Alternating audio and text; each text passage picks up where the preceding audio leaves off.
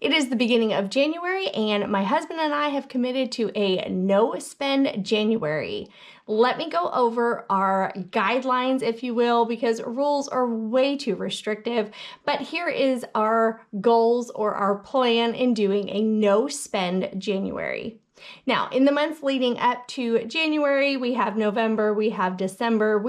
In our family, we have a birthday, everyone has several holidays, as well as lots of gift giving opportunities, which mean we spend a excessive amount of money during November and December.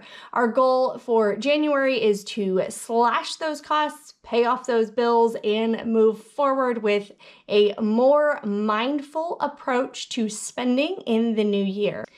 Goal number 1 for our no spend January is to spend as minimal as possible, really. We will not be going grocery shopping. We will not be purchasing anything off of Amazon. No extras, no fun stuff, no going out to eat, which we don't really do that on a regular week anyway, regular month. We will not be, well, I don't get my hair or my nails done, but I won't be doing those fun things either. Now, some things that we will make exceptions for when we run out of food essentials, such as milk or bananas. Those things you really can't buy in bulk in advance because they just have a shelf life. They are not going to last for the entire month. So I will have kind of a buffer budget, if you will, of around $20 to purchase milk, bananas, and any other thing that we run out of that we really can't go without. Now, of course, that comes into rule number 2. If we absolutely need something, we are going to buy it. Now, this would come under the category of personal care items, medicines, specific things that we cannot go without. We will make the purchase. Not even 24 hours into our no spend January, our pressure tank on the water well that we use to water our house sprung a leak and needs to be replaced. So of course that comes under the category of it has to be done. We will make that expenditure. And one final category is gas for our cars. We will not be cutting that out or cut back on that because we do need to travel to and from work, church, etc. Oh, and one final area, of course, are animals. We will not allow them to go without food. Now, I did already share with you our main reason is because we spent a lot during November and December, but I also have a stockpile of food in our refrigerators, our freezers, and our pantry area. So I would love to work through a bunch of those foods that we have, use what we have before repiling, refilling each of those areas. At the end of every week, I will give you that total of what we actually did spend. It is officially January 7th, which means it is time for our first week update on our no spend January. Here is what we spent this week.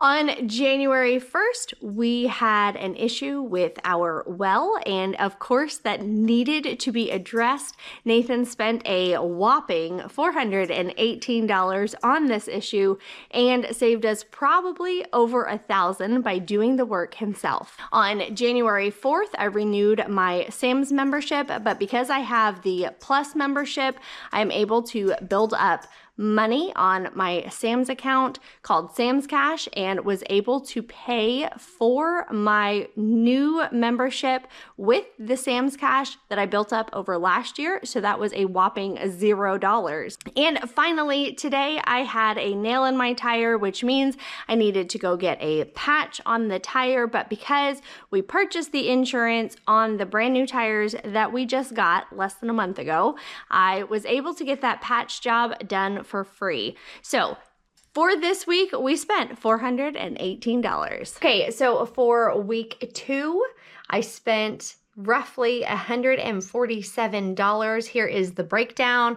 Gas, $35. I had to renew my blog for $40, and we needed to get a ski coat at Sam's, and then I spent about $22 on food.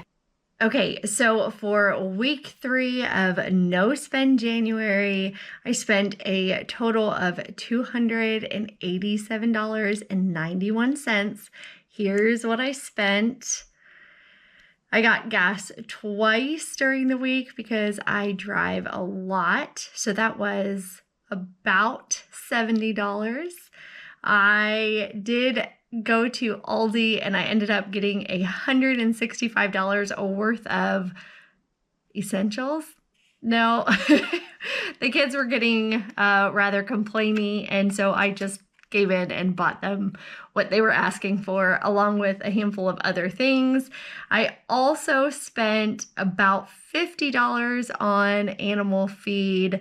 And yes, Nathan just bought feed probably 2 weeks ago, but we needed a little bit more. And so I figured I'd get that as well, so no one would run out of food. So week 4, I think we have realized that we have officially failed our no spend January.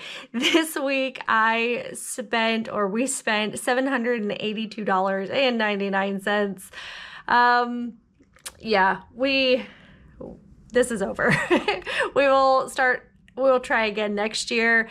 I did spend $167.45 at Aldi, again on food things that were not considered essential or necessary, but again, things that the kids were asking for. And as a busy working mom, I just went ahead and bought the things without, for no other reason than I was not interested in hearing them complain. I did get some things at Walmart, so I spent $43.03. I don't typically go to Walmart, so I try to bulk shop at Walmart once a month, and it was just a few items that I needed specifically there for my classroom. Got gas for $41.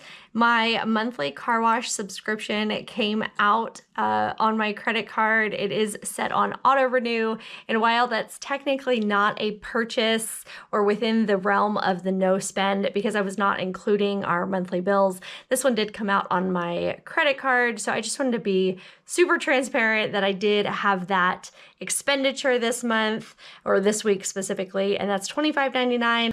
We finally went ahead and purchased cell phones for our teenagers, and that was the bulk of our expenditures at $506.28. So let me take a moment to wrap up this video. Now, if you've noticed, I have tried to film most of these in my bedroom. My lighting right here in front of the window is phenomenal. It can't be beat, but the backdrop is not so great. I've got my treadmill and our inversion table, and if you can tell, I started seeds over there, and we are just making do with the gorgeous light that I have right here at the window. Now, again, we did technically fail our no spend January. We bought a little bit more than just the essentials when it comes to food, but we did go through a lot of the food supply that we have in our pantry, which was part of my goal. And I think ultimately we were more mindful of our expenditures. I was not as quick to just go and buy things. I did think through it, or just kind of process, is this something that we really need right now at this time, or can I deal with not purchasing it?